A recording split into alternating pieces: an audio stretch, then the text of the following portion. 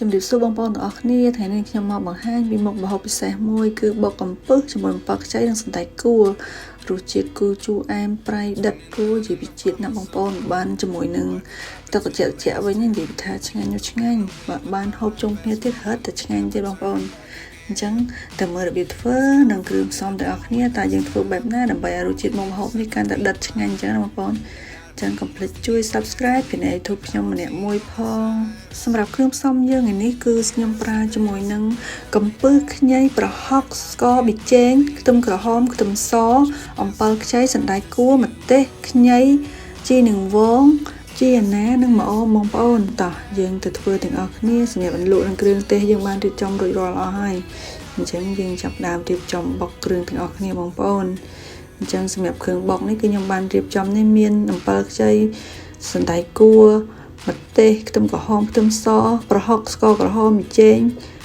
សម្រាប់ការបុកកំពឹសអំបិលខ្ចីនិងសណ្តែកគួរបងប្អូនគឺយើងត្រូវប្រើរៀងគ្រឿងដិតអញ្ចឹងណា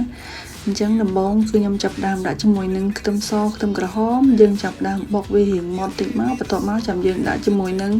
អំបិលខ្ចីបងប្អូននិយាយទៅតើតោងជាមួយនឹងគ្រឿងដែលខ្ញុំបានរៀបគឺយើងបុកចូលគ្នាទាំងអស់បងប្អូនមួយទៀតណាបងប្អូនពេលដែលយើងដាក់អំបិលខ្ចីបុកចូលបងប្អូនកុំភ្លេចថែមជាមួយនឹងអំបិលមួយចិបផងដើម្បីឲ្យអំបិលខ្ចីយើងនៅខៀវល្អវាអត់ខ្មៅបងប្អូនអញ្ចឹងខ្ញុំប្រើវិធីបែបនេះដើម្បីរក្សា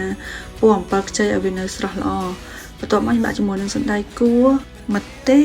បន្ទាប់មកគឺមានខ្ញីបងប្អូនសម្រាប់ខ្ញីនេះគឺយើងដាក់ដើម្បីកាត់ឆ្អាបកំពឹសបងប្អូនអញ្ចឹងបន្ទាប់ពីយើងដាក់វាអស់ហើយយើងចាប់ដើមបុកវាមកល្មមហើយយើងដាក់ថែមជាមួយនឹងគ្រឿងដែលយើងរៀបចំហ្នឹងគឺយើងមានស្ករក្រហមប្រហុកនិងប៊ីចេងបងប្អូនអញ្ចឹងចាក់ចូលទៅបន្ទាប់មកយើងបុកវាឆុំមកល្មមឲ្យវាគិតថាវាសព្វគ្រឿងល្អហើយយើងចាប់ដើមភ្លក់បន្តិចណាបងប្អូនគិតថារសជាតិហ្នឹងយើងល្មមថាយើងអាចទទួលយកបានហើយយើងអាចដាក់ជាមួយនឹងកំពឹសចូលបងប្អូនសម្រាប់រសជាតិបុកសណ្តែកគួរកំពឹសបងប្អូនយើងត្រូវប្រើរសជាតិដិតមិនឆ្ងាញ់ជូរផ្អែមជូរនិយាយទៅជូរផ្អែមប្រៃល្មមហឹរឆ្ងាញ់អញ្ចឹងណាបើកាន់តែហឹរកាន់តែឆ្ងាញ់ទេបងប្អូននិយាយថាទប់មុនលក់និយាយទៅជាតិនេះតែម្ដងសម្រាប់កំពឹសបងប្អូនបាច់បុកវាបងប្អូនគ្រាន់តែជ្រុំវាតិចទៅបានកុំឲ្យវាបែកសាច់ណាពេលដែលយើងបុកវាម៉ត់ពេកវាអត់សូវឆ្ងាញ់ទេប៉ុន្តែបើយើងទុកទាំងមូលរៀងស្រួលអញ្ចឹងពេលដែលយើងខាំចំវាឆ្ងាញ់បងប្អូនវាឈ្ងុយហ្មងនិយាយទៅហើយនេះកុំភ្លេចចុងក្រោយហ្នឹងមានជីអាណាម្អមហើយនឹងជីអំបោងបងប្អូនឆុំវាដាក់ចូលទៀតមកអូយនិយាយពីថាគ្រាន់តែបុករួចទេហើយយើងមកកាត់តវីដេអូឡើងវិញក៏មានអារម្មណ៍ថានឹករសជាតិណាបងប្អូនជូរអែមប្រៃហឹរអូយហឹរនិយាយពីថាញាក់សាច់ហ្មងបងប្អូនហឹរដិតឆ្ងាញ់ហ្មងមិនដែរបងប្អូនសម្រាប់សម្រស់បុកអំបិលខ្ចីជាមួយនឹងកំពឹសសណ្តែកគួរបងប្អូនពេលដែលយើងរៀបបែបនេះ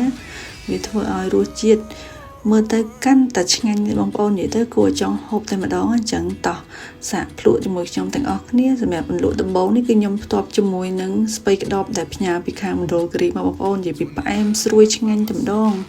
ហើយនេះសណ្តែកគួរក៏ធម្មជាតិដែរបងប្អូននិយាយទៅបងប្អូនចូល channel YouTube របស់ខ្ញុំភាគច្រើនគឺខ្ញុំចូលចិត្តរបៀបជាគ្រឿងអន្លក់បងប្អូនដោយសារវាឆ្ងាញ់ណាម្ហូបខ្មែរយើងភាគច្រើនគឺប្រើជាមួយគ្រឿងអន្លក់គឺជាតិតែម្ដងបងប្អូនអរគុណបងប្អូនទាំងអស់គ្នាសម្រាប់ការទស្សនាវីដេអូមួយនេះអរគុណច្រើនមែនទែន